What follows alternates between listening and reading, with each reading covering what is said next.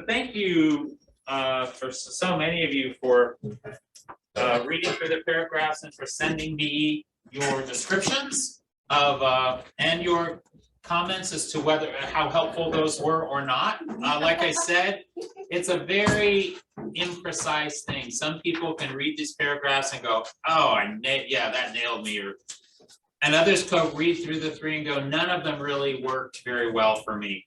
And so that's why I have brought a second test that you can take that was in the handout pile that comes out of this book, The Wisdom of the Enneagram. And that has you read 2 sets of paragraphs. You pick your favorite one from one set, and you pick the letter, and then you pick a favorite one from the other set. So you'll have 2 letters together. And you can tell me what those 2 letters are, and then I can tell you what type that suggests. That's the kind of. You have that where? That was a handout that was right by those chairs as you come in. There were 2 sets of handouts. One, there was that, and then there was a collection of all of the types. A handout of all of the types, descriptions, because what I thought would be fun today, go ahead. So the one that I took, okay. The one that you took that I emailed, that I sent you out an email was reading reading 9 paragraphs. Okay. You pick your favorite, then if there is another one that was kind of close, you can pick that. And even if there's a third one that was close, you can pick that. This is a different one that has you reading 2 paragraphs. But again, these are written by different people, and some of us might respond more to one set of authors than another. And that's just kind of, and some of us are just kind of ornery and don't like to see ourselves described in any kind of a way at all. We like to hold on to our development. That is the 4. Yes. Yes. There is a type for that. And I was gonna say, you helped me this past week when you said, or maybe it was in the meeting, to kind of reflect on maybe your younger self. What? Because like John and I were discussing, there was that, I feel like hopefully we've grown and developed a little bit better, you know, in some of this, you know, but I know younger on, it really pegged me, some of that negative stuff. Yeah, It that pegged really, me, that's like, a really good wait, point, no, and here it is. it helped, Diane helped know us to realize that in her comment last week, that our type comes out because we were not perfectly received and celebrated growing up. So and none of us was. And so your type is a response to that, to try to cope with a world that does not embrace you fully for who you are. That's strange. So to read it Yeah. in your less healthy self, to the extent that perhaps we get healthier, we're able to respond to disappointment and anger and stress in healthier ways than we were when you were younger. Perhaps to read it as a somewhat younger self might help you go, oh yeah, I remember feeling that way a lot of the time. And that as we age, as we hopefully are able to let go of some of the things some of the wounds that we cling to, that we are able to then respond to life in a less defensive way, a less fearful way, and live in a more conscious way. Because as I said last week, a lot of this is about becoming conscious of the reason I wanted us to look at this is this invites us to become more conscious of how we are in the world, as opposed to reacting in the world unconsciously. And when we're unconscious, we don't have any choice of how we respond because we just respond. But if I go, oh, I get triggered really deeply when this happens. So the next time that happens, or when that is happening, I'm going, okay, wait, this is a tough place for me. So I need to really give myself time. I can't just react because I'm just gonna react out of that wounded place. Instead, I gotta take some breaths.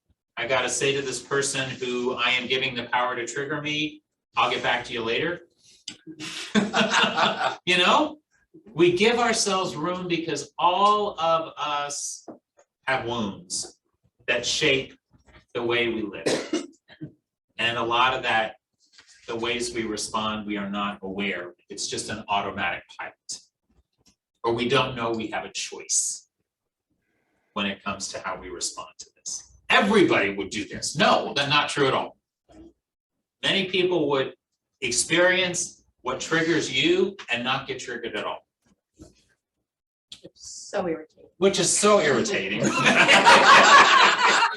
Why don't you see this as a, why can't you see this as a problem? Can't you see this is a problem? No, I They can't. may see it's a problem when you say, I have to stop and take a break. Yeah, just need a break. And it's it's a kind thing to do for yourself and a very kind thing to do toward the other person. Because then we're just not reacting out of that wounded place. My daughter would say, what do you need a break for? We're having a discussion, come on. I mean, why do we give kids time out and not adults, right? It's like we need it as much or more than kids. So what I thought could be fun, first let's because we have people in this room who do not know each other and probably don't even know each other's names, could you just do just a quick go around and just to get a variety, just say your name and where you were born. I will start. I'm Dave, and I was born in Worcester, Ohio. I'm Wendy. I was born in Rockford, Illinois. I'm Kay, and I was born in Wood County Hospital, but I lived in Lucky, Ohio. I'm Naomi, she, her, and I was born in Delaware, Ohio. I'm Julie, and I was born in Detroit, Michigan.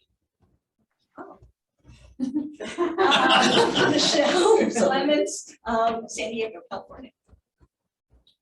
St. Charles, Blairsville, Pennsylvania. Which town? Blairsville? Blairsville.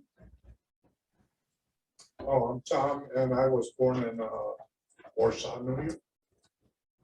No, maybe not. Ontario. Yeah. And I'm Michelle, I was born in Dearborn, Michigan. And I'm Sue and lived in Fruitport, Michigan, born in Muskegon. Kathleen, born in Iowa, Strawberry Point was my hometown. Arnell Comstock, and I was born in Cuba, New York. Diane, and I was born in Altoona, Pennsylvania. Good Lord. Yeah. Kathy, born in Bay City, Michigan. Yay. Rich, I was born in Indianapolis. Karen, and I was born in Oil City, Pennsylvania. Al Ryder, and I should have been born in Bay City, Michigan, except it was having a blizzard, so I was born in the doctor's office in a little town called Unionville. Wow. Might have been the same hospital otherwise. We could go around now and say where we wish we had been born. Can I ask, did you say Oil City, Pennsylvania? He lived in Tionesta. Oh, great. Well, my first job was with former neighbors who bought a motel in Tionesta, motel and restaurant, and For heaven's sake. I worked Green Oaks Motel on Route 60.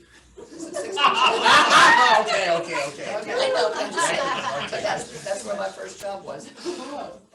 So what I'd like to do, just so we can kind of experience how this plays out, is if you did a test, or if you know from before with a fair amount of confidence what your type is, I'd love us to introduce you. I'd love it for you to introduce us to you using the description of the type that I would have sent you, whether it's in the packet if you don't have it. For those of you who sent me your types during the week, I was able to send you those descriptions. Yeah, Okay, we were supposed to choose 3 of these. well, if you have to, like, I was so clear on the one that I read those other ones, it's like, yeah, so you could do up to 3, you had your top 3 choices, yeah, so. If you do 1 or 2 or 3, are the results different? Yes, because each type is different, yes. But the combination of 1 and 2. Well, or one you and don't 3. combine them. You don't say I'm a 1.5, for example. The second test does, The second test still gives you only 1 type. right, but it is a combination. It's a of com, two you answers. do 2, yeah, the second test, which you would have just seen today, gives you 2, you read a set of paragraphs and pick a letter, and then another set of paragraphs and pick a letter, so you have this. So, yeah, so Roseanne, did you do the paragraph? Did you find 1 or 2 that really speak to you? Well, I thought it was 3, and I found. There were it was letters, right? You gave us, right? It made an H or H. But I'm not expert. Okay, so that's a 7. H is a 7. Well, I think if I remember, because I read it last Sunday, H, F, and C, H, F, C. H is 7, F is 5, C is 9. So your top choice was 7 and your second choice was 5. So did you get a packet of the, Yeah, she's got it. yeah, so look through that, look at the 7 and look at the 5 and see how well those fit you. Does that make sense? On this page. Yeah, they're numbered. In this Okay. thing with the numbers, yeah. Okay. So who's pretty clear about what you are? And then we'll go through that number. If you did get one of these, I don't know if I made quite enough copies, but get close to somebody who has this packet of all the types. So you go through as the person introduces you to them using this. You can follow along. So Michelle, Okay, yes, yep. You want me to introduce who I am? yes, introduce who you I are and am very much the performer, number 3. number 3. Okay, so first tell us what it was in this description This that doesn't make any sense. resonated with you. I am very much a doer. I thrive on getting things done. I love to have lists and check them off, and I get extreme satisfaction in that. Oh, yeah. And I'm very much a doer. Now, it's my second close by one was the giver, but I know in reading those 2 that it's the getting things done that is important. And one thing we'll get into either next week or the following week is that the Enneagram, the part of the theory is that you not only have your primary point. So Michelle is saying that her point is 3, but you also have what's called a wing. And that is 1 on either side of you. So if you really resonated also with the 2, then Number. I will show you the description of a 3 with a 2 wing as opposed to the 3 with the 4 wing. And you can see Oh, that's where it gets so complicated. Yeah. So the lists, the doing things, getting things done. And if I can just say a little more, that I had conversation with Dave on Thursday, food giveaway, because I was saying to him, like, later on they talk about putting your energy into competing, and I'm really not a competitor. Mhm. And some of the things that give you energy, for me, I love order and control. And that's why I like to get things done and feel like everything's in control and in order, like that's really important to me. And yet, I do know that I love affirmation about getting things done. Yeah. And so when it comes to competing, John and I had conversation this morning, I'm like, oh, I can see now why that says that, because I don't like when somebody's like, man, Sue, she did all this stuff, look all these things she done, and I'm like, I do. Exactly. So I'm just saying, I kind of saw that conversation. And that raises some really good points about how to read the paragraphs. Like I said last week, you don't look for 100% match. It'd be very rare. And you have to kind of nuance once you sort of select a type that you think is and you're reading the description, in terms of looking at the words, we have different understandings of what, competitive, competition might mean one thing to us and just to say, I'm not that way, but then if you sort of step back, so you get a sense for the feel, when you read through a whole description like this, and you get a sense overall, how does this feel? Does this feel like a fit, or is there just, are there too many disconnections between me and what I'm reading? As opposed to, there might be some phrases or words that don't match, and that will not be the case. I said, I don't know of anybody who has ever found 100%. It's really more that you just sort of look at the whole thing and get a sense for the thread as a piece. When you look at what you do to avoid on this, Michelle, I do everything I can to avoid. It's on the left side. How much in that resonated? It's not about losing face. That's, I guess, what I was trying to say when I talked to you on Thursday. Like, I don't feel like people are necessarily judging me, because my list is pretty high. Like, I have a lot I want to get done, and I don't feel like, people are like, I need to get that done. Like, I don't feel like that. So I don't feel like I'm losing face. But, and this is where I sort of like the whole giver thing, and why I'm more of a 3 than that 2, was especially when I was younger. This is what I mean when I look back in my past. Being a working mom, I was raising, the kids, I was teaching, and I had a long list. And to be honest with you, I didn't have time to reach out to other people. And I felt like, when I hear about people being sick at church or something, I didn't reach out to anybody. I didn't follow up, or it was more about first I had to get my stuff done. Get my stuff done, get in control, then I can go do other things. And I feel like because, now because they're out of the house and I have a little more time, that I feel like I can be a little bit more of the giver that I wished I was, but didn't have time for. If that makes sense. But I definitely don't have inactivity. And I definitely I'm just telling you, I can't sit still. Like I'll watch a show for about an hour, time to get up. And I don't know if that's that Puritan thing. Like, you have to have your work done before you sit and chill. Like, you have to earn your time off. Huh? Earn your salt. Earn your salt. Yeah. And I can't say my parents were that way. Or really instilled that in us. Yeah. But that's why. And that's where there was a question last week about nature nurture, and I think it is some of both, because often a kid is not the same number as their parents. Or those who raise them. It's not the case at all. Yeah. Pretty sure. And others will see some definite resonance. Any other things as you just sort of look at these descriptions, Michelle? Oh, yeah. What are some of the other things that resonate? And it's really healthy when you can laugh at it and not just go, ugh. It's like, I hate seeing this in print. John and I got a little nervous because, John, who's not here to defend himself, he's number 1 the perfectionist. And he ever to get a project done because it has to be perfect. And he's going to think about it for a while. He's going to make a great plan. It's going to be the best job ever.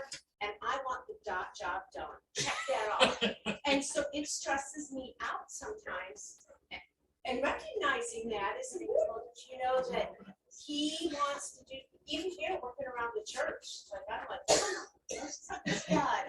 Wait, we got to talk about this, or whatever. It's got to have a plan. So inefficiency, but the one thing I will say that we talked about this morning, John, and we're looking at this, I am indecisive, and I struggle with that a lot. And part of that's from the giver part of things, like I want to be as everybody, but I have trouble making decisions, and then that bothers me because I just want to get done. Right. But I'm indecisive. We have lists, so you know exactly what to do. I can move through my day knowing that I have a plan for my day, which is a little different different than John's, but like my feelings, what they've done is about being really well. So when you look at what can further your development and how others can support you, how much do those feel true for you? Because I think one of the hopes in this is that we can support each other by knowing each other. We can both learn for ourselves how we can, you know, what triggers us as well as what's helpful for us, but that we can also help each other sort of know, you know, Michelle, I don't think I'm going to ask you to do, there's something that I need doing and that you're even volunteering to do, but I know it's hard for you to say no. So I just need to know, is this something that you really, really want to do, or am I burdening you by even inviting you to think about this? Well, because some of what's stored in there, reminding me to slow down and smell the roses doesn't really help in a way, because like, sorry, the work has to get done. I will smell the roses once the work's done. But I will say that, I'm also the kind of person that if no one sees it or no one's gonna step up, I'm gonna do it, because it needs to be done. Yeah. And if other people stepped up and took it, or just said, we don't care about it getting done, maybe that would help.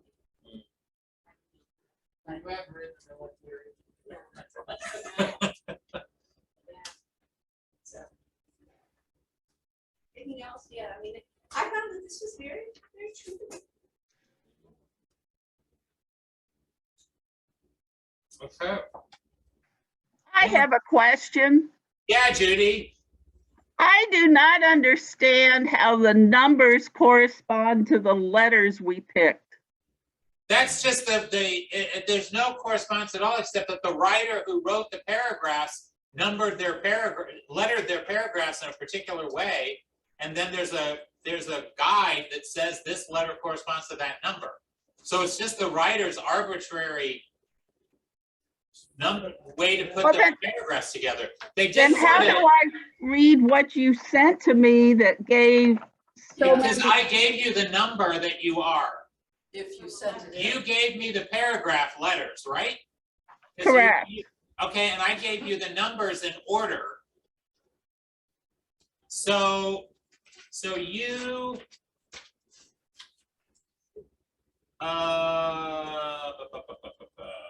yeah, so you gave me the letters you gave me, and I gave you the numbers that corresponded to those letters.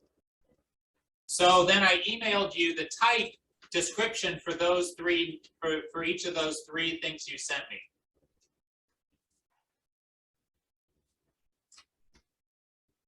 But the one that still doesn't make sense, and I'm sorry, I'm dense. But the one sheet has like 6 options of number combinations, and I don't know which one.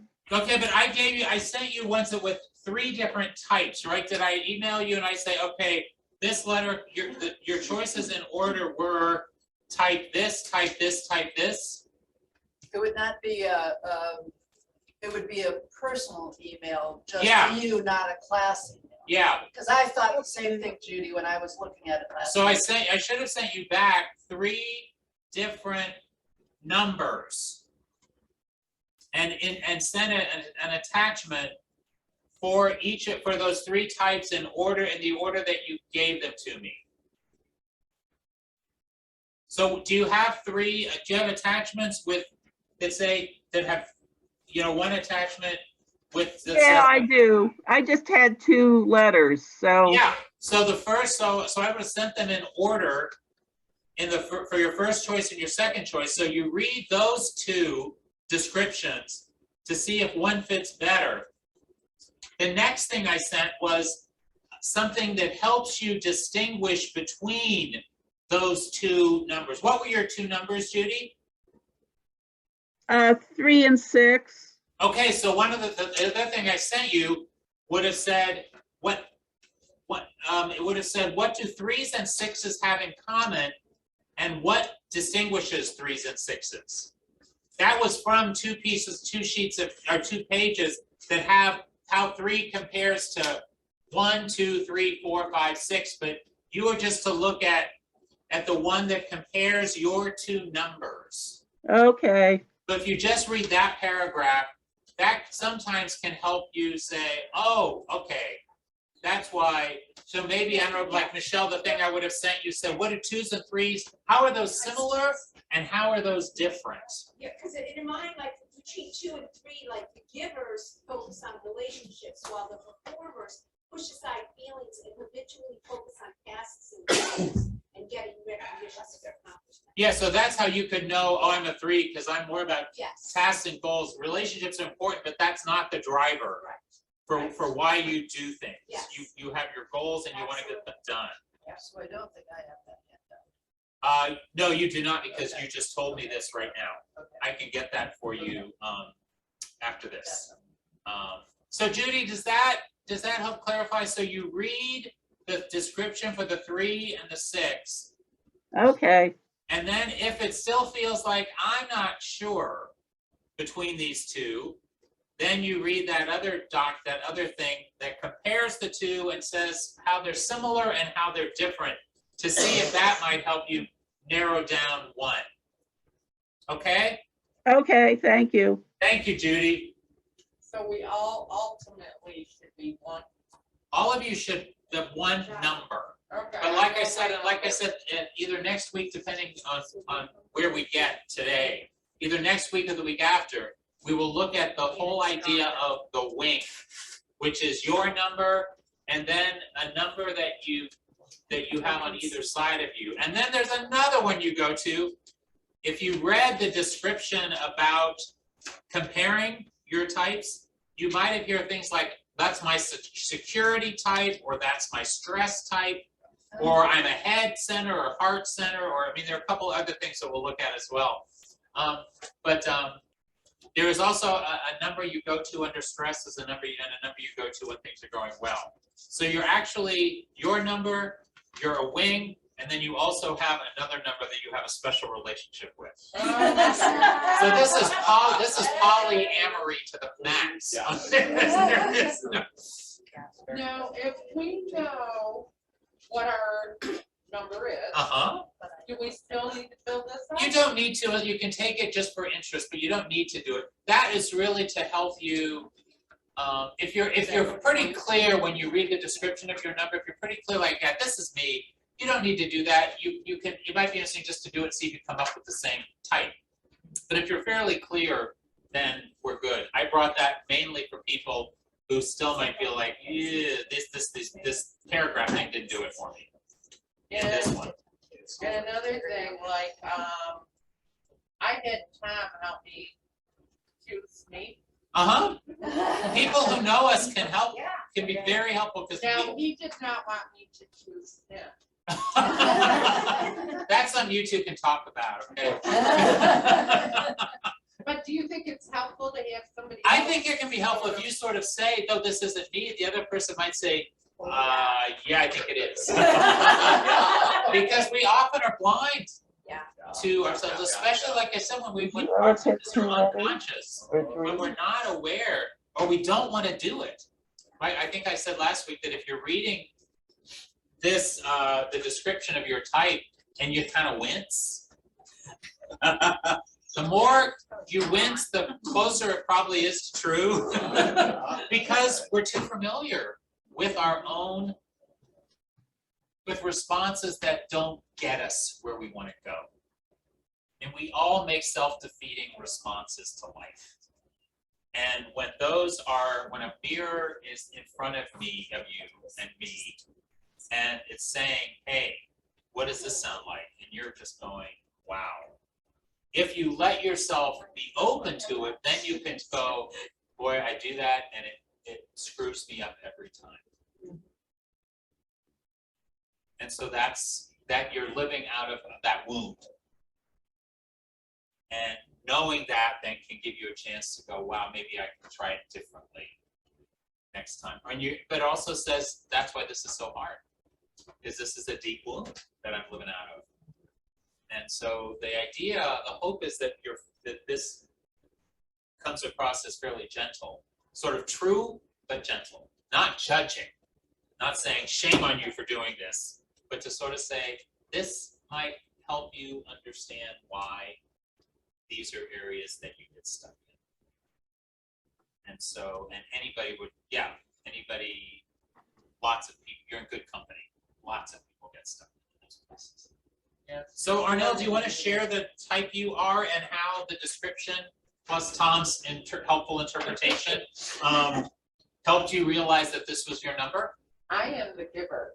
You are the number 2. Yes, number 2. Okay. So tell us a bit about why you feel like you're a 2. Well, relationships are very important. Okay. And when I'm having a problem with a particular relationship, then I feel down. Okay. So my moods are regulated even by my relationships with different ones. Yeah. And that makes it hard for me to deal with because I feel like I'm on a roller coaster half the time. And you're not in control of that roller coaster. No. Yeah. No. It's the other person. It's the person you want to be in relationship with. Yes, Okay. yes, which I do realize I can't control what they say and do. Right. I can only, but my reactions are like, okay, you want to come at me? Well, look out, because I'm coming at you. And then it snowballs on me. And it's like, well, what the heck? Yeah. Then I'm like, why did I even try? Huh. But yeah, boy, relationships mean a lot to me. And disappointment, like if somebody's disappointed in me, then I feel like a wounded animal. Just to think that, you know, they're disappointed in me. So now next time I have to do even more for them. So on the left side of the type 2 description, I do everything I can to avoid the very first one on that is disappointing others. Yep. That's death for you. Yep, yep. Yeah. And it's hard. It's terrible for me. I wish it wasn't. And one thing that 2s have an uncanny ability to do is, in general, 2s can go into a room and sense the mood and the emotion in the room and almost have an intuitive sense of what they think what somebody needs. And you're filling it before they say anything. You have antennae that are up and you somehow sense, okay, you need this. And so the next thing they know, they have a casserole showing up. Or they have a book, or they have a CD. A bottle of wine. A bottle of wine, yeah. Yeah, exactly. You don't need to be, 2s don't need to be told what somebody needs. And it's great, and it's exhausting, right? Yep, and it's hard for us to have other people, like with Tom. He doesn't know my needs or wants it all. And it's like, what's wrong with you? I know your needs, so why don't you know mine, right? Yeah, exactly, and I mean, I know when he's hungry. I could be starving. Yeah, exactly. And then it goes with like our children too, or our children will think, oh, well, mom needs or wants this. And it's like, where the heck did you get food? I wanted something like that. Yeah. And then they think I'm not appreciative, and then they're disappointed. And it's like, well, I felt disappointed. Yeah. Yeah. So it's very hard, and you want to appreciate what people do, because a lot of times you feel like I'm doing, and nobody wants to do back for me. Yeah. So again, on what makes me angry on that upper right, feeling unappreciated and uncared for, feeling controlled, unmet personal needs and wants. Yep. I'm so good at sensing this, what's wrong with all the slobs around me, right? Who are like giving me nothing. Yeah, but to realize you have an ability that most people don't, to read others' needs and respond. Now, that doesn't mean that those who are with you shouldn't be responding, attending to your needs, but you have to express them because they're not gonna get it automatically like you do. Yeah. And they might not be aware of that. That might be like totally off their radar. So how do you navigate that when your preferences, your tendencies are not, others, they have different ones than you, thank God, because the world needs people other than those who are who can intuit what others need. I'll tell you my 2 letters. I'm learning to express my wants, I can't. but that's a long process too, because I'm still in the zone that you should know. You've been married to me for 35 years. Right, exactly. And so I have to learn to express because he doesn't know. Mm-hmm. And then I'll read also, those. Judy, you are on, could you mute, please? Go ahead. also to have somebody try to take control Well, of maybe. control. I mean, it's like I can control myself most of the time. Yes. And I don't need to be told what to do or how to do it because I need to do it in my way. Right. Which I was surprised that was in being a giver. Mm-hmm. Anything else from, as you read the description of this, Arnell, that stood out for you as being, this is me? Just that all is like, oh my goodness. Wow. How can I just be one? So when you look at the list of how can I further my personal development, how much do those feel like challenges that you think might help you be more content and not feel like you're a disappointment, or not feel as controlled, not feel getting your needs met? As you look at that, how can I further my personal development? Yeah, well, trying to realize that, I'm me, and being okay with it. To acknowledge, that the day isn't gonna stop just because somebody is not,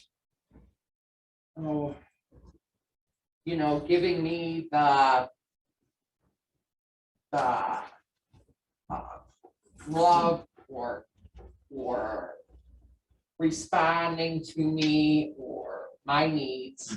The day is not gonna stop. It's gonna go on. And boy, it's a lot of therapy for me. All right. Thank God I have a therapist on speed dial.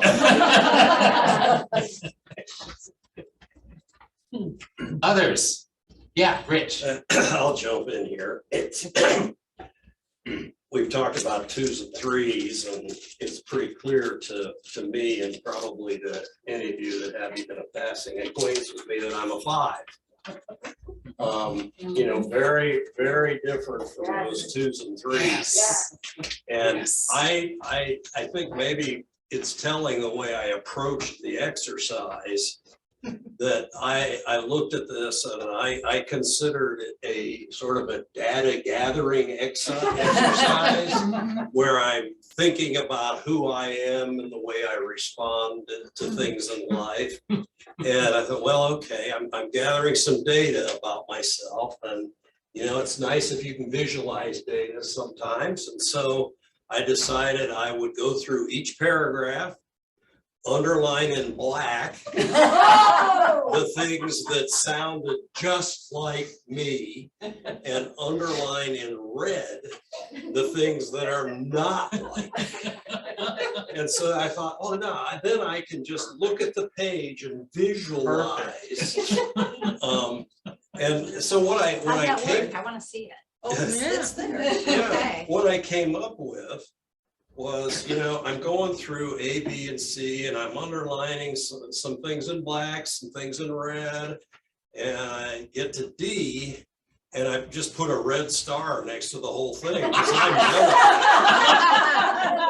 it. And I did that with H also. I'm none of that either. And then the rest. So that just means that Rich has nothing in common with the 2.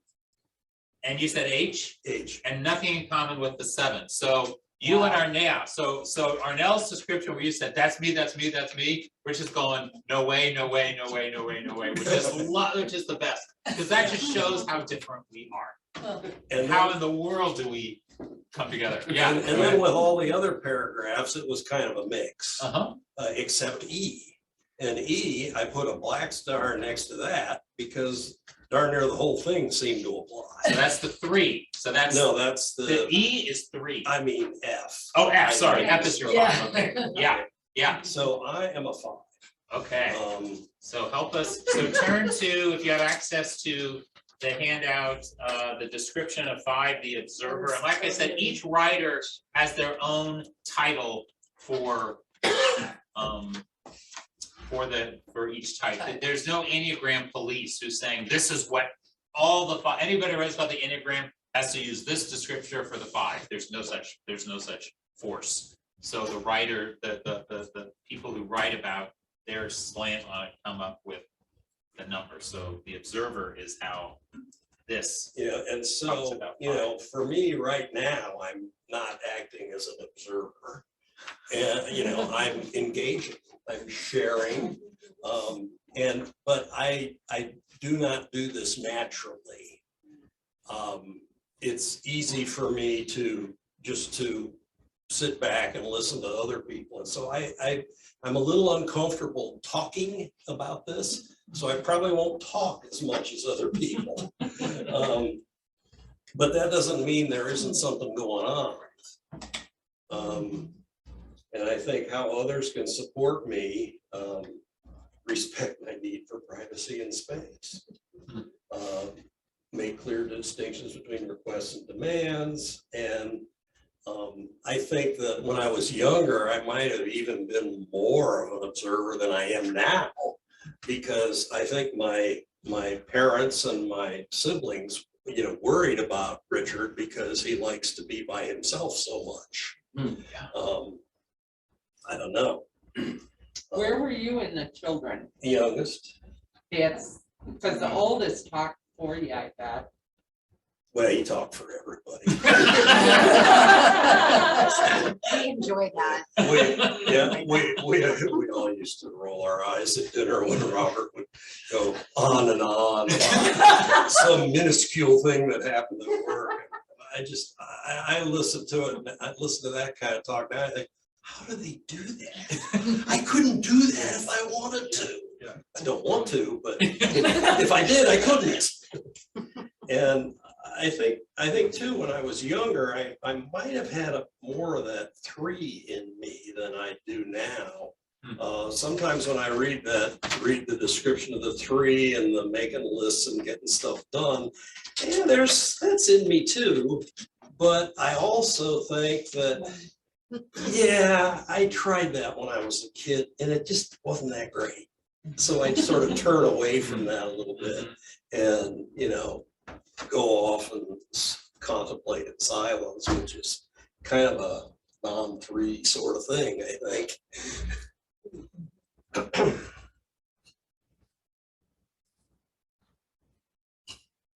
Even though it's painful, are there any other things that you notice that you would want to share, Rich? Well, like being detached from feelings and emotions, that rings true for me a bit because, a few years ago, I used to have nightmares about being described in the newspaper as an emotionally detached father. And an emotionally detached father. And that didn't feel good to me. And I don't think I feel things as deeply as other people do. Not say I don't have feelings, I don't want to go there, but I think other people seem to feel things more deeply than I do, and I will sit back and, well, let's analyze this sort of thing. The teachers I have had on the Enneagram, I went through 3 different trainings in Seattle with the same 2 people because they were so remarkable. But one of their teaching techniques is to have a panel of each type. So you have a panel of 1s, 3 1s, 3 2s, 3 3s, and you just sort of watch how they do, and the leaders ask them specific questions to really draw out their type. I am a type that craves intimacy and is very comfortable with feelings, living in the world of emotion. But it is all about close emotional connection. The panel of 5s were sitting up there, and when it was our turn to ask questions, I just raised my hand and said, how do you deal with intimacy? And it was like there was a hidden choir orchestra director, and they all leaned back at the same time. And one of them said, if I could, I'd go through this wall. And it was fascinating. But Well, they you just know, I said- have an answer for that. That's a 5. I would say, I analyze it. Yeah. What is that feeling? Where does that come from? What does it mean? What do I do with it? You do that from the privacy of your own study, right? Exactly. Well, you know, you can ask her, I don't know. That's brilliant. Yeah.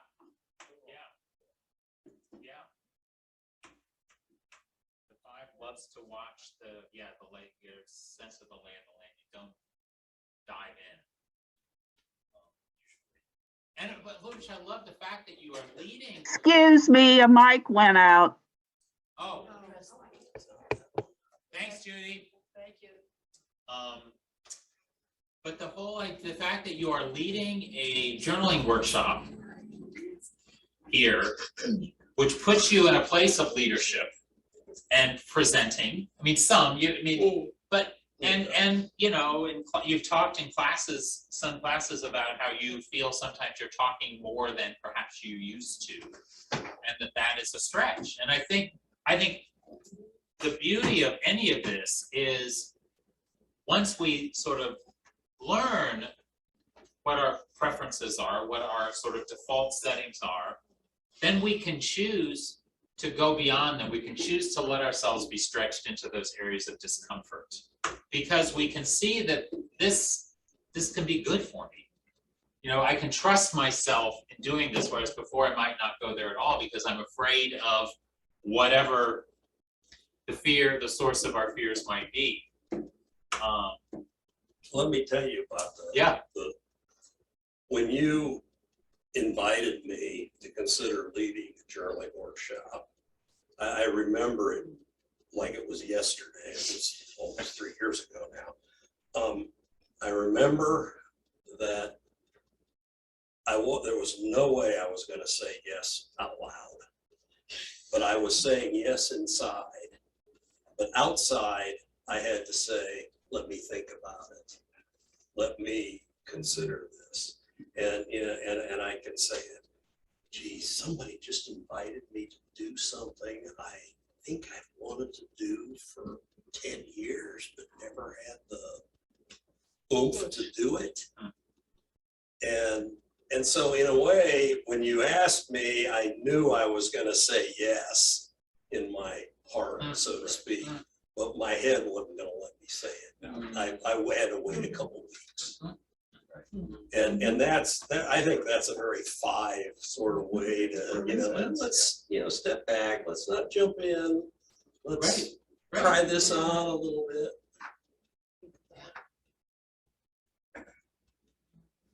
Anything else you'd like to say about? I don't think so. Okay. You being a 5, it sounds so much like Tom? Well, yeah, I noticed Tom hasn't said a word. He's in the corner with the. So with the I was steady- sitting there wondering, is he 5? I am. Far back as possible. Now, if we were talking horseshoes, he would talk your ear off. So Tom, as you listen to Rich talk, how much are you kind of nodding your head and feeling like, yeah, that feels like me, and where is it kind of different for you? Very much different. Huh. Yeah, I was thinking. Just oh a my second, God, and I'll let, yeah, don't rescue him, okay? That's what us givers do.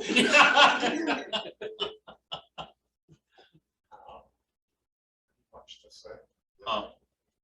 Observer. Well, in my younger days, I was not. In your younger days, you were not that, I was more like this lady. huh? But so Michelle, more engaged, more, Oh, yes. huh, interesting. Much. What do you think changed? My physical body, that I couldn't do, Okay, the physical work that Okay. I wanted to do, interesting. you know, Hmm. I got heavy, slowed me down way slower than I would used to. You know, and just more, less pressure on, Hmm. you know, for getting things done. But, yeah.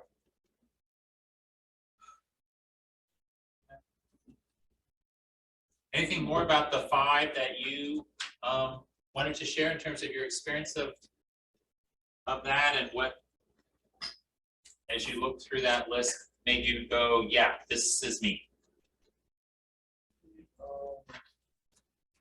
Support life development area, that says, you know, need help, you know, other people, you know, suggestions Hmm. and feedback, like it says that, you know, it would tell me, the same as the paragraph above that too, you know. About what hinders your personal Missing development? opportunities to do things with others, Mhm. and also, you know, isolating myself, my feelings, and connecting with others, that's a problem for me. Mhm. Yeah. Yeah, and it's one thing that's under that, how others can support your development, and I don't know, Richard, Tom, your experiences, but there can be at times a feeling that if you don't show your emotions that much, then you're not sensitive, that you're not feeling things, but you are feeling things. You just do not express them in the ways others might. Right. And so people can falsely feel like, saying you don't care. Well, it's like you care deeply, but it's just hard to it's hard to tell from the outside. I don't know if there are any Italian 5s or not. Interesting to see culturally if there are certain numbers in certain cultures, but the demonstrative Italians would feel everything, and you're wearing it. Yeah. Sometimes I wonder if people may think that I appear to be made of stone. Mhm. Yeah. But just, you know, one other comment I'd like to make is that when I first read that, learned that I was a 5 some 30 years ago, I was kind of like, huh, is that all? You know, it just didn't seem like enough. But now, as I read this stuff, I think, yeah, that's right on, and that's okay. So I think I feel better about being a 5 than I used to. Have you been using it? I mean, since you learned you were a 5 30 years ago? Oh, not consciously. I've just been trying to grow, and you know, then I read this and I say, well, yeah, okay, I guess I am using this, but it's never been intentionally. So we are at 12:15. I just want to be sure we will continue this because I just think this is where it's sort of the rubber hits the road in the sense of really going. If you really discover that something is you, then you can introduce yourself in that way. And then we will talk more about some of the other nuances of this, which I think can also be helpful. Just one thing, Michelle, before, are there sort of procedural or logistical questions people have about how, looking for your type, if this paragraph that I gave you last week, the paragraphs I gave you last week didn't work for you, I want to make sure everybody has a copy of this other format to give that a try. Then you can email or phone me and let me know what the results are of this second test that I laid out. And that if you're clear about the attachments, for those of you who reached out to me and I sent you things about, especially the one that compares the different types, I just want to be sure that that's clear about what that is intended to do. And I can make you a copy of yours, Julie. Rich, is there any questions about just sort of the logistics of determining this stuff before we go on for another week? Because I want people to sort of have access to the information that would be most helpful for you to get your questions first. Yeah, I just wanted then okay, then we'll go to Michelle. I have a PS. Okay, and again, Michelle, then what was your question? Then we'll go to Al. My question was, in respecting everybody and your personal feelings about all of this, is there anybody that, I would love to hear what everybody is just really quickly, because I would love to read these and have some insight, but I don't want to put anybody on the spot if they Okay, want well, to, if you're comfortable and you're pretty clear about what your number is, you just want to let people know. So there's Michelle with a 1. I'm a 9, so I'm way at the other end. Well, you're actually right. We're actually right next door, Yeah. because it's a circle. Yeah, we'll go through the shape of it next time Will too. you bring the diagram? Yeah, I'll bring the diagram, and it's a very funky diagram. It's the same like. So a 1 I'm a 1 and a 9. It's taken me a while. Are you? Who's, you're Like just around down there. but I- Okay. oh. No, not at all. Oh, I got something to say to you in class then. I have an Okay, so Wendy's and I, others of you who are fairly clear about what you are, the one who you want to share. 1 and 3 You're the tied. one that understands. So Kathy, 1 and 3 ties. Yeah. Okay. And then I have a strong 5. And what were you, Strong Naomi? 5. I'm a 4 wing 5. You're a 4. You are, I did Enneagram stuff. Anyone else wish to share what they are? Is the wing whatever we're touching? The wing is a number that's on one, that's either 1 less or 1 more than yours. And I will bring information about that And you next time, okay? this is- You could, the only way you can figure that out is to kind of read descriptions of what a 2 with a 3 wing looks different than a 2 with a 1 wing. Okay. Okay, but there's no way you could really, what you can do is you can read 1 and 3 and see if there's some resonances on some of those, yeah, but that's more complicated. Don't worry about that unless you have a lot of free time. Anyone else fairly confident about your number? I'm a 4 also. Yeah, I figured that. Okay, If I could have Yeah. 2 minutes, I 2 can minutes. take off on Michelle's number 3. Yeah. This won't ever be timely like it is today, because we did such a great job. so, You are so 3, you know. And when, two quick stories. The first time I took the test was over 10 years ago. I was a pastor, and I got my analysis, and they said I'm a number 3, and I'm going, organized. Oh my God, no, that's not possible. I can't be a 3. My desk is always a mess. It's just piled with all kinds of stuff. But you know. And then we went off on vacation, and a dear sweet lady at church decided to help me. I think Kathy's a 3. Yeah, Just on that reaction. And she cleaned my desk while I was away. And Look I at Michelle. Haven't been the Hang same on. since, have you? My gosh, and was traumatized her. expecting me to be so effusive and thankful and I couldn't find anything for a month. And I realized at that point, Michelle, I knew where every crazy piece of paper and every little artifact and everything was on that desk. And it wasn't a mess. Great. It was incredible. Oh, I've got another one. Yeah. It was incredibly organized. Okay, now, then the telephone rang and we got invited to try something different and we moved to Germany. And I showed up there and my predecessor was still there. This is unusual, but in missionary situations, it's different. He was still there. And we had a week of overlap. So I went into the office that he had. And let me just say, here was the office and it was full of stuff. I mean, stacks of paper and just all disorganized. And while we were sitting there talking for the first time, the telephone rang and he picked it up and it was one of the chaplains elsewhere in Europe calling to ask about something. And he went, oh, just a second, let me get those numbers for you. He laid down the phone. He walked over to a incredible messy stack of paper, reached down into it and pulled out the piece of paper he needed.